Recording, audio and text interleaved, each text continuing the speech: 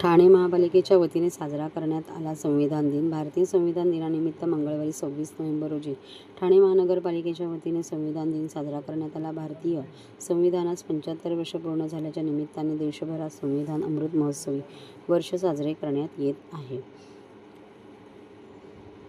त्याचप्रमाणे ठाणे जिल्हाधिकारी कार्यालयाजवळ कोटनाका येथील भारतरत्न डॉक्टर बाबासाहेब आंबेडकर यांच्या पुतळ्यास पुष्पहार अर्पण करून अभिवादन करण्यात आले। या कार्यक्रमास महापालिकेचे अतिरिक्त आयुक्त 2 प्रशांत रोडे, उपायुक्त मुख्यालय जी गोदेपुरे, उपायुक्त माहिती जनसंपर्क उमेश बिरारी, उपायुक्त शिक्षण सचिन सांगळे यांच्यासह महापालिका अधिकारी व कर्मचारी उपस्थित होते। त्याचबरोबर ठाणे रेल्वे स्टेशन येथील भारतरत्न डॉक्टर बाबासाहेब आंबेडकर यांच्या पुतळ्यास पुष्पहार अर्पण करून अभिवादन करण्यात आले। यावेळी उपायुक्त शंकर पाटोळे, सहाय्यक आयुक्त सोपान भाईक यांच्यासह ठाणेकर नागरिक उपस्थित होते।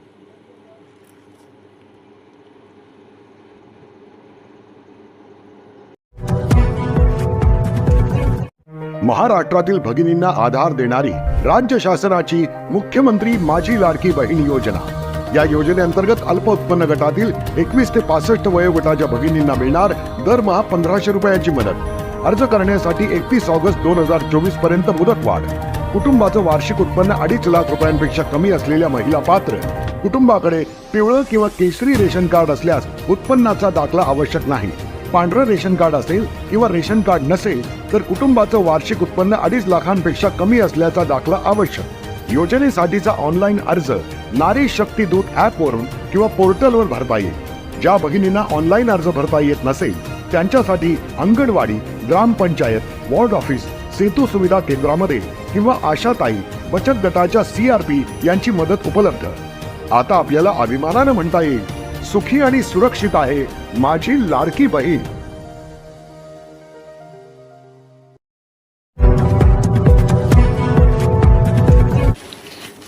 श्री साईनाथ सेवा समितीचा 38व्या वर्धापन दिन सोहळा उत्साह संपन्न। श्री साईनाथ सेवा समिती, श्री साईनाथ मंदिर, वर्तकनगर येथे 38व्या वर्धापन दिन सोहळ्याचे आयोजन करण्यात आले होते। हा विशेष सोहळा शनिवार दिनांक 23 नोव्हेंबर 2024 ते सोमवार दिनांक 25 नोव्हेंबर 2024 या कालावधीत साजरा करण्यात आला। कार्यक्रमाची सुरुवात कार्तिक कृष्ण अष्टमी शनिवारी ते कार्तिक कृष्ण दशमी सोमवारी पर्यंत साईनाथ मंदिराचा 38वा वर्धापन दिन उत्सव साजरा करण्यात आला। त्या निमित्ताने वैवापपू रत्नाकर महाराज उर्फ योगानंदचार्य स्वामी बदलापूर यांच्या आशीर्वादाने शनिवार दिनांक 23 नोव्हेंबर रोजी सकाळी 7:30 वाजता दत्तयाग यज्ञ आयोजित केला होता। तर शनिवार दिनांक 23 नोव्हेंबर 2024 रोजी सकाळी 7:30 वाजल्यापासून प्रसाद लाडू वाटप करण्यात आले होते। त्यासाठी 15 टन लाडू बनवण्यात आले होते। सोमवार दिनांक 25 नोव्हेंबर 2024 रोजी यज्ञ समाप्ती पूर्णाहुती दुपारी 1 वाजता संपन्न झाली। त्यानंतर दुपारी 5 वाजता साईबाबांच्या पादुकांची भव्य पालखी मिरवणूक वर्तकनगर परिसरातून काढण्यात आली। या मिरवणुकीत संपूर्ण महाराष्ट्रातील सर्व पारंपरिक कला प्रकार, त्यात लेझिम, नाशिक ढोल, लाठीकाठी, दांडपट्टा, विविध रथ, आदिवासी पारपारधी नृत्य, वारकरी, ढोल ताशे तसेच भाविक भक्त मोठ्या संख्येने सहभागी झाले होते। साईनाथ सेवा समितीचे प्रमुख सल्लागार आमदार श्री संजय केळकर, अध्यक्ष श्री मंगेश बळीराम नेबाकर, साईनाथ सेवा समितीचे सर्व पदाधिकारी, कार्यकर्ते आदींच्या देखरेखीखाली व मार्गदर्शनाने सदर उत्सव आनंदात व उत्साह संपन्न झाला। यावेळी विविध क्षेत्रातील मान्यवर व संपूर्ण महाराष्ट्रातील भाविक भक्तांनी येऊन साईबाबांचे दर्शन घेतले।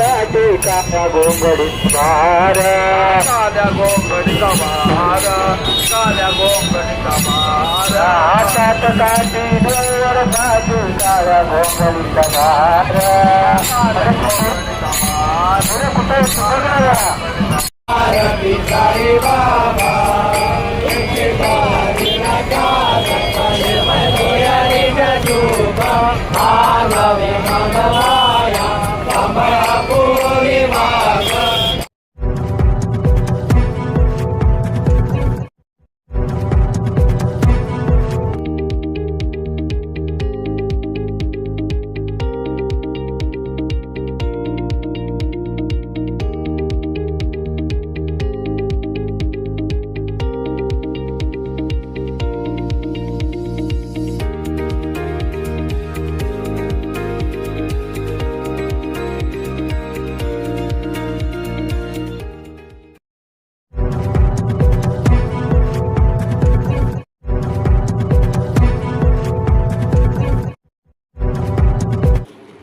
जिल्ह्यात नोटांचा पाऊस.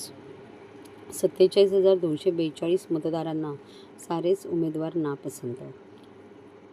ठाणे जिल्ह्यातील 18 विधानसभा मतदारसंघाच्या निवडणुकीत 47,242 मतदारांनी नोटाला पसंती देऊन उमेदवारांना नाकारले आहे. शहापूर मतदारसंघात सर्वाधिक 4,892 मतदारांनी नोटाला मतदान दिले आहे, तर ओवळा माजिवडा मतदारसंघात 4,193 मतदारांनी नोटाला पसंती दिली आहे. जिल्ह्यातील 18 विधानसभा मतदारसंघात 72,29,339 मतदार असून 56.87% मतदारांनी मतदानात भाग घेतला होता. यावर्षी 244 उमेदवार निवडणुकीच्या रिंगणात नशीब आजमावण्यासाठी उतरले होते. मागील विधानसभा निवडणुकीत जिल्ह्यात 49.2% इतके मतदान झाले होते. नुकताच पार पडलेल्या विधानसभा निवडणुकीत 56.93% मतदान झाले. जिल्ह्यातील 18 जागांपैकी 16 जागा मिळून महायुतीने निर्विवाद बहुमत मिळवले आहे, परंतु सुमारे 47,000हून अधिक मतदारांनी नकारात्मक मतदान करून सध्या सुरू असलेल्या राजकीय गोंधळाबाबत नाराजी व्यक्त केली आहे. शहापूर विधानसभा मतदारसंघात 68.32% इतके मतदान झाले, तरी दुसरीकडे याच मतदारसंघात नोटाला जिल्ह्यातील सर्वाधिक 4,892 इतके मतदान झाले, तर सर्वात कमी भिवंडी पूर्वमध्ये 738 इतके नोटाला मतदान झाले आहे. ओवळा माजिवडा मतदारसंघातही 4,193 इतके मतदान नोटाला झाले, तर मुरबाड मतदारसंघात नोटाला 3,952 इतके मतदान झाले. मुरबाडमध्ये एकूण 64.92% इतके मतदान झाले होते.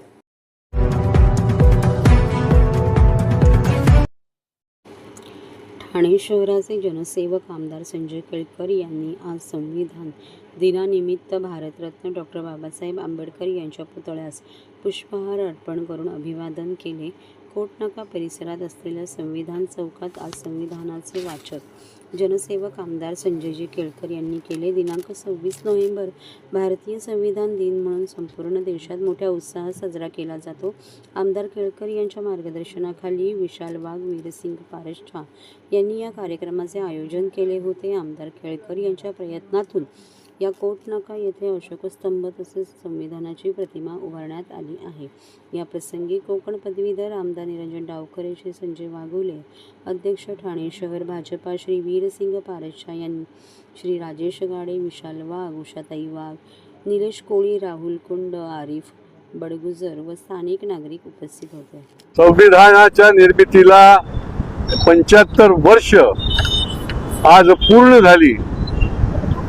ठाण्याच्या आमच्या भारतीय जनता पार्टीच्या अनुसूचित मोर्चातर्फे आणि भारतीय जनता पार्टीच्या तर्फे प्रतिवर्षी या चौकामध्ये, ज्याला संविधान चौक म्हणतात, अशोकस्तंभ चौक म्हणतात, याला एक इतिहास आहे. या ऐतिहासिक चौकामध्ये संविधानाचं आम्ही वाचन करतो. खरं म्हणजे ही फार फार मोठी देशाला दिलेली फार मोठी ताकद आहे या संविधानाची. देशाचं स्वातंत्र्य, समता, बंधुता आणि न्याय याकरता संविधानाच्या माध्यमातून या देशातल्या गरिबाला ताकद मिळाली आहे, सर्व घटकांना ताकद मिळालेली आहे. आणि परिपूर्ण अशा प्रकारचं हे संविधान 75 वर्ष या देशाला प्रगतीकडे नेतंय. जगामधला सर्वात मोठी लोकशाही जी आहे ती या संविधानाच्यामुळे या देशामध्ये आपल्याला बघायला मिळते. आणि यामुळे 75 वर्ष पूर्ण झाली आहेत आणि पुढच्या काळामध्ये भारतीय जनता पार्टीचा हा संकल्प पण आहे ठाण्यामध्ये की या संविधानाला 75 वर्ष पूर्ण झाल्याबद्दल पूर्ण वर्षभर या संविधानाच्या निमित्ताने काम आणि कार्यक्रम करणे. संविधान हे कोणीही बदलू शकत नाही आणि त्याच्या संबंधी कोणी अशा प्रकारचं भाष्य करणं हे देखील खरं म्हणजे उचित नाही. आणि त्याच्यामुळे ही संविधानाची पूजा आहे आणि ही पूजा दैनंदिन रोज करणं हे देखील प्रत्येक भारतीयाचं कर्तव्य आहे असं मला वाटतं. तर अद्भुत भारत डॉक्टर बाबासाहेब आंबेडकर यांनी जे संविधान 26 नोव्हेंबरला आज केंद्र सरकारला सबमिट केला होता. 26 नोव्हेंबरला मी सर्वप्रथम संविधान दिवसानिमित्त सर्व देशाच्या नागरिकांना शहराच्या नागरिकांना हार्दिक शुभेच्छा देतो.